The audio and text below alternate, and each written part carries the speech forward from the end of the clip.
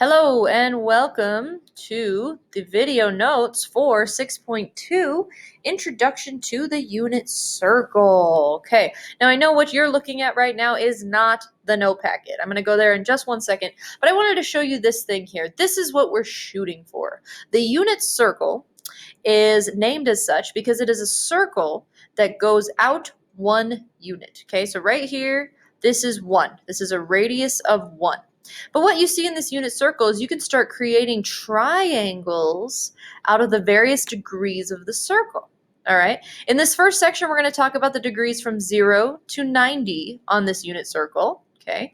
And we're going to talk about a lot of the triangles that can be formed. You see how many triangles I start making here? I can make 3 very common ones.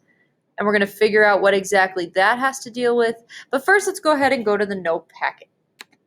All right, so Unit 1, quadrant, and special right triangles. Let's just remind ourselves a little bit about triangle trig in general. All right, triangle trig in general. There's something I want you to add to that very front page of your note packet. So last time we added, last time we added 180 Last time we added that pi radians is 180 degrees, right? Last time that was there. And then we see these 2 triangles on the sides here. We're going to get talking about that in just a second, but I would like you to also add above that the phrase, over here on the other side, SOHCAHTOA. I would like you to add that phrase to the top of the packet. Now, if you recall that acronym, you're like, oh crap, I remember this from last year, but I don't remember what it stands for. Here's what I want you to do. Underneath, I want you to start writing vertically. Sine is opposite over hypotenuse.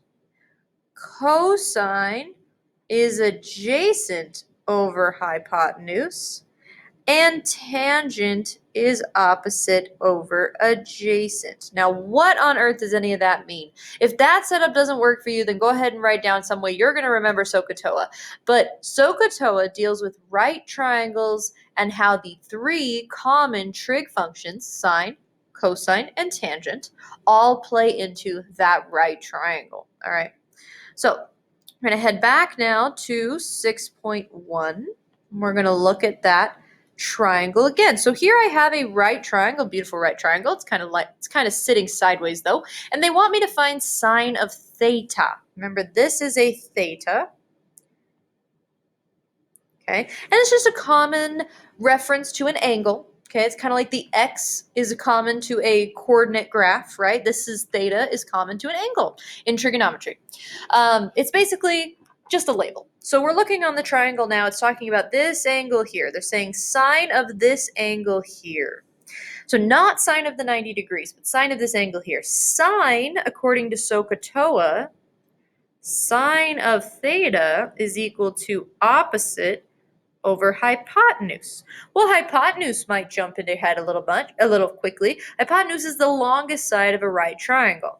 And so that would be the side across from the right angle, in this case 15. The opposite with which they're referring is the one across from the angle itself. So that one's way over there, and that would be 12. So we don't actually have to know theta here. We just need to know sine of theta. We just needed to know the opposite, and we needed to know the hypotenuse. And we got 12 out of 15, and if we reduce that, 4 out of 5. 4/5 is sine theta. Okay, so let's try that one more time. We'll go over here and do another sine. Here's that theta. Sine is equal to opposite over hypotenuse. Now, if they were asking about cosine, I would be talking about the adjacent side, the side that is touching the angle.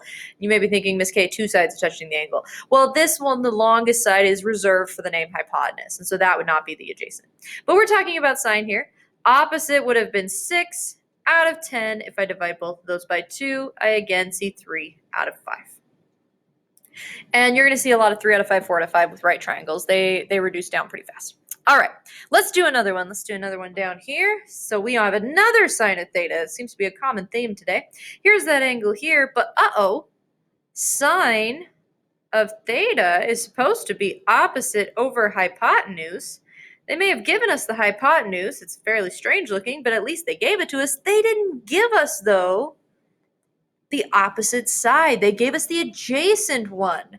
Luckily, there is a second formula that we can use to find that side. If you recall, a squared plus b squared equals c squared. That is the Pythagorean theorem, and the Pythagorean theorem is true for all right triangles. So if I have two of the sides, I can always find the last side. Let's go ahead and plug in our information. Remember that a and b refer to the legs, and so it doesn't matter which one is a or which one's b, as long as c is the hypotenuse. So I've got x squared plus 14 squared is 7 root 13 squared. Which looks a little weird, I'll give you that, but that's what it is. 14 squared, I can punch that and I calculate it pretty fast. We get 196. Now with this one, I have two things being multiplied, and so I am allowed to distribute that square. We're going to have 49 times root 13 squared. What happens there? Oh yeah, the same thing that happens in rationalizing. So we get 49 times 13, a whole 13. We get x squared plus 196 equals 637. I'll head up here now just to save some room. Now we do a little subtraction. Minus that 196. We get x squared is equal to 441. Take the square root, and we get both positive and negative 21. But since we're talking about the side of a triangle, probably just a good idea to go with the positive version. So x is equal to 21, and therefore 21 over 7 root 13 is the sign. All right, so that just shows how we can use Pythagorean theorem to find a missing piece if we have it. Now, looking at the sign, we can also reduce, just like we could reduce 6/10. And we also need to rationalize it. So let's go here now and multiply by another root 13, because that's the part I want to rationalize. I could also reduce this part down to 3. And so what I get is 3 root 13 over 13 as my final answer. That would be my final, most correct, and probably only accepted sine of theta. All right, that problem went a little 0 to 60. So what do you say we practice a few more? Get really comfortable with this idea. Here we have cosine this time. All right, well, that's good because in the last one they just gave us an adjacent. So this should be pretty easy. Dang it, they didn't give us the adjacent this time. They gave us an opposite. So we need a cosine theta is adjacent over hypotenuse, but they didn't give us adjacent. Let's call it x because they didn't give it to us. And the hypotenuse was 9. So at least they gave us the hypotenuse, right? At least they gave us one of them. That's at least sort of nice. We can go ahead and find the other one through a squared plus b squared equals c squared. Let's do x is a, b was 3, and c was 9. All right, good. So no rationals this time. No roots, right? Ready? We've got x squared plus 9 is equal to 81. Little subtraction. X squared is equal to 72. Square root now. Square root 72. I think we're going to go ahead and leave that as a as a radical. We're going to leave it as a radical because that is not a perfect square. In fact, the square root of 72 is 8.485281374 ... right? Wherever we round it to, it's not that accurate. When you're talking, what we'll use this stuff for is on a circle in a minute, and you're basically spinning stuff, and you really do want to be as accurate as possible. So the best thing to do is to just leave it as a radical. Kind of like the best thing to do with pi is just leave it as a pi symbol and not put 3.14. 3.14 is only our closest approximation. You see what I mean? In this case, our closest approximation, just not good enough. And so we're going to go ahead and leave that as root 72. I could reduce it a little bit if you recall from previous years. Kind of a little factor tree, 9, 4 and 2. Those are both perfect squares. And so 3 and 2, 6 root 2 would be what this reduces to. If you need a little refresher on that, by all means, reach out to your teacher, talk about the factor trees and pulling out common factors. They'd be glad to help you. And then these reduce down to 2 and 3. So we have 2 root 2 over 3 as our final cosine. All right, let's do another one. Sine of 30 here. I'm sorry, not sine of 30. Sine of theta here. We need opposite over hypotenuse. Yes, finally, they give us the one we need. We got our opposite. Oh, Dang it, this time they didn't give us the hypotenuse. That's okay. We can still find it because we do have a squared and we do have b squared. We could put c, we could put h. That's entirely up to you at this point.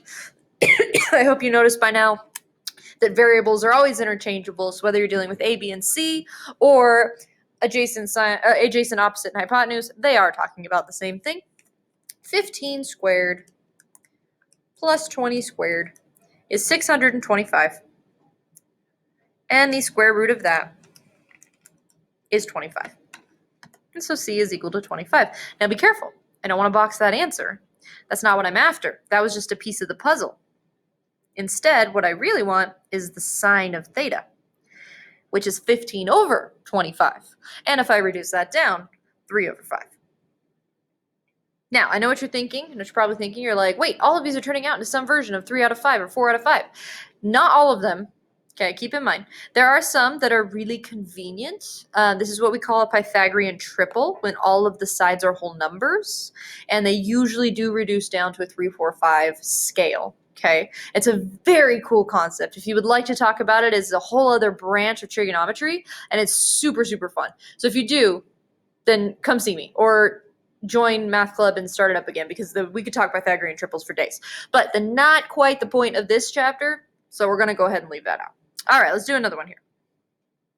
So I've got tangent this time. Interesting. Tangent is our third part of SOHCAHTOA. Tangent of theta is opposite over adjacent. And so this time, the fact that they left off the hypotenuse is not a problem. We don't need the hypotenuse for this one. So make sure you always kind of look and see what you're after first before you do a whole bunch of extra work. In this case, tangent of theta is 15 over 8, and I can't reduce that down. So I am finished. I didn't need the hypotenuse. All right, now we're going to start seeing these triangles appearing on the unit circle within the first quadrant. I'll go ahead and see you there in the next video.